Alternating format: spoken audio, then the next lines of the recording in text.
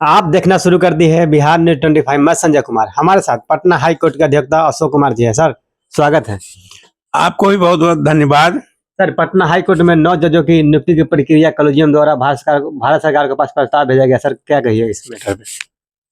देखिए, जो 9 जजों के लिए नियुक्ति के लिए जो सूची पटना हाई कोर्ट के अधिवक्ताओं का गया है, उसकी जानकारी मुझे भी मिली है। हमने सूची को देखा है, क्योंकि मैं भी पटना हाई कोर्ट में प्रैक्टिस करता हूं और सूची को देखने के बाद ये पूरी जानकारी तथ्यों के साथ मैं कह सकता हूं कि यह पूरी सूची स्वर्ण जाति के अधिवक्ताओं की है और ये पक्षपातपूर्ण सूची है। ये संविधान विरोधी सूची है। कॉलेजियम सिस्टम के द्वारा जो लॉबी होता है, उस लॉबी में स्वर्ण जातियों का वर्चस्व है, पैसा, पैरवी, और उन लॉबी के कारण उनका सूची में नाम गया है। बाकी लोगों का नाम नहीं जाता है, बाकी उपेक्षा के शिकार रहते हैं। सर, इसमें SC ST, दलित, अति पिछड़ा, OBC क्या इसमें है नजारत है? इस सूची में दलित से, अति पिछड़ा से और पिछड़ी जाति के लोग, यहां तक कि महिलाओं का भी एक नाम नहीं है। यह हमने देखा है। और इस संदर्भ में कहना यह है कि संविधान का जो स्ट्रक्चर है, संविधान का जो हमारा गार्जियन है, वह सुप्रीम कोर्ट के चीफ जस्टिस हमारे गार्जियन हैं और गार्जियन के स्तर पर कॉलेजियम सिस्टम के द्वारा पक्षपातपूर्ण रवैया अपनाया जाता है, जो दुखद है। और मैं समझता हूं यह लोकतंत्र विरोधी कार्रवाई है, संविधान विरोधी कार्रवाई है। कॉलेजियम सिस्टम हमेशा इस मामले में संविधान के विपरीत एक लॉबी को प्रमोट करता है, जो उचित नहीं है, न्यायपूर्ण नहीं है। और इसलिए मैं मानता हूं यह सूची न्यायपूर्ण सूची नहीं है और दलितों, अति पिछड़ों और जो पिछड़ी जाति के लोग हैं उनके साथ अन्याय है। जो उस वर्ग से आने वाले अधिवक्ता है उनके साथ अन्याय है। ये सर, जिस तरह से 9 जजों की नियुक्ति भेजा गया, इसमें दलित, SC ST OBC नहीं है। इस पर नेताओं का, दलित नेताओं से चुप्पी साधे हुए हैं, क्या कहिए? देखिए, मूलतः बात है कि न्यायालय के मामले में जो हमारे सामाजिक तौर पर जो नेतृत्वकारी लोग हैं या दलीय आधार पर जो नेता हैं, वो कई मामले में डरते हैं। अच्छा। कोर्ट से, कोर्ट के डर से वो बोल नहीं पाते हैं। जहां की संविधान के खिलाफ कार्रवाई चल रहा हो, उनका दायित्व बनता है इन मामलों में बोलने का, लेकिन वो डरते हैं। अब उनका डरना उनका व्यक्तिगत मामला मैं समझता हूं। राजनीतिक तौर पर उनको इस बात को उठाना चाहिए, क्योंकि यह लोकतांत्रिक मामला है, लोकतंत्र का तकाजा है कि समान अवसर का सिद्धांत के साथ आज बहुत लोग ऐसे आए हैं पढ़ लिख करके अधिवक्ता, जिनको समान अवसर का लाभ मिलना चाहिए।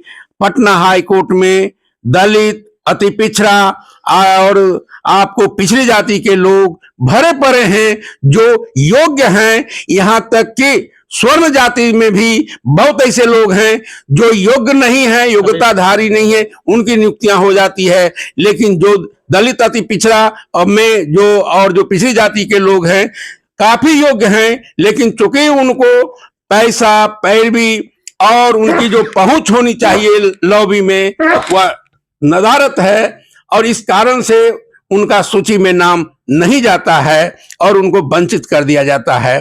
और यहीं पर देखते हैं कि सुप्रीम कोर्ट का जजेज हो या हाई कोर्ट का जजेज हो, उनके द्वारा पक्षपातपूर्ण रवैया कॉलेजियम के बहाने किया जाता है, जो बिल्कुल संविधान विरोधी कार्रवाई है, संविधान सम्मत नहीं है और लोकतंत्र के हित में नहीं है। इसको हम मैं मानता हूं। सर, यह जो 9 जजों की नियुक्ति हो रही है, क्या यह संविधान सम्मत है इस नियुक्ति से? सर, बिल्कुल संविधान सम्मत नहीं है। संविधान सम्मत का मतलब होता है कि आज जो स्थिति बनी है समाज में, सभी वर्ग के लोग पढ़ रहे हैं। क्लैट का एग्जाम दे करके राष्ट्रीय स्तर पर बहुत छात्र लोग आ रहे हैं, छात्राएं आ रही हैं। और इस तरह के जब आप देखेंगे कि आप यह नहीं कह सकते हैं कि आज अधिवक्ताएं पिछड़ी जातियों के, दलितों से आने वाले और अति पिछड़ा वर्ग से आने वाले लोगों को योग्यता नहीं है, नॉलेज नहीं है। आज स्वर्ण जाति से ज्यादा नॉलेजेबल लोग अति पिछड़ा दलितों में हैं, उभर रहे हैं, लेकिन उनको जो अवसर मिलना चाहिए संविधान के द्वारा, संविधान सम्मत अगर कॉलेजियम है तो कॉलेजियम ही देख रहे हैं कि संविधान के खिलाफ, संविधान के मूल भावना के विपरीत जाकर के यह नियुक्ति और सूची बना रहे हैं, वह बाईपास कर जाता है समान अवसर के सिद्धांत के तहत, जो कि लोग कर्मठ है उनको नहीं देना चाहते हैं। और इसी का नतीजा हम मानते हैं कि कुल मिलाकर के कॉलेजियम पक्षपातपूर्ण रवैया अपनाता है, जिसके कारण ऐसे लोग जो सामाजिक रूप से कमजोर तबके से आने वाले लोग हैं, जो पैसा और पहुंच और पैरवी के बल पर नहीं है, जो हाईकोर्ट के कॉलेजियम तक के लॉबी में फिट नहीं करते हैं, उनको जजेस बनने की नियुक्ति प्रक्रिया से वंचित होना पड़ता है। और यही हमारे लिए दुर्भाग्यपूर्ण हम समझते हैं कॉलेजियम सिस्टम को। और कॉलेजियम सिस्टम का साफ साफ दिखता है कि वह पक्षपातपूर्ण रवैया अपनाता है, जो कतई सही नहीं है। लोकतंत्र के हिसाब से, संविधान के हिसाब से निश्चित रूप से इसको ठीक करने की जरूरत है। और आने वाले समय में मैं समझता हूं कॉलेजियम सिस्टम के खिलाफ एक जन ज्वार, एक लोगों में खास करके गुस्सा है अधिवक्ताओं में, जो कभी न कभी फूट सकता है। हम समझते हैं हमारे संविधान के जो गार्जियन हैं उनको इस बात को आगे से ध्यान रखना चाहिए। इस मामले में पूरा अगर ध्यान नहीं रखेंगे तो यह समाज में विभाजन का जो रूप है वह हमारे संविधान के गार्जियन के द्वारा बोया जा रहा है, और हम समझते हैं ये सही नहीं है। सर, जिस तरह से नियुक्ति प्रक्रिया हो रहा है, लेकिन SC ST OBC MBC के अधिवक्ता साहब विरोध कहाँ करते हैं? विरोध करते हैं, लोग विरोध करते हैं। अब यह आप देखेंगे, ये पॉलिटिकल विरोध तो सड़क पर पॉलिटिकल पार्टी का करने का काम है। हम लोग विरोध कर रहे हैं, बहुत लोग विरोध कर रहे हैं इन बातों के, लेकिन इन बातों को कोई मीडिया, कोई भी जो कवरेज करना चाहता है वो नहीं करना चाहता, क्योंकि जुडिशियरी में कोई हस्तक्षेप नहीं करना चाहता है।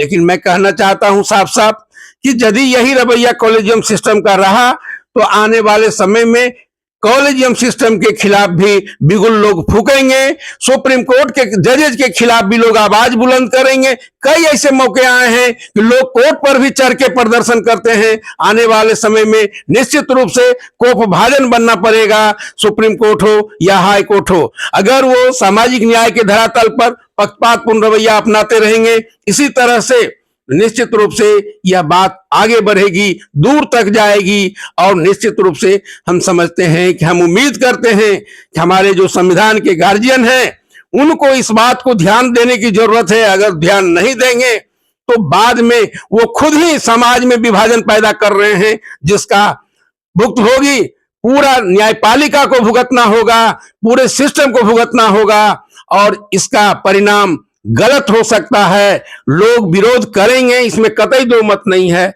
और यही मेरा कहना है। ये हमारे साथ है पटना हाई कोर्ट के अधिवक्ता अशोक जी कुमार जी को सुन रहे थे, जो कि विगत दिनों 9 पटना हाई कोर्ट में 9 जजों की कॉलेजियम द्वारा नियुक्ति भारत सरकार को भेजा गया है। ये वीडियो में अपना कमेंट कीजिए, क्या नियुक्ति सही हो रहा है या गलत हो रहा है। हमारे वीडियो को लाइक और सब्सक्राइब करना भूले। धन्यवाद।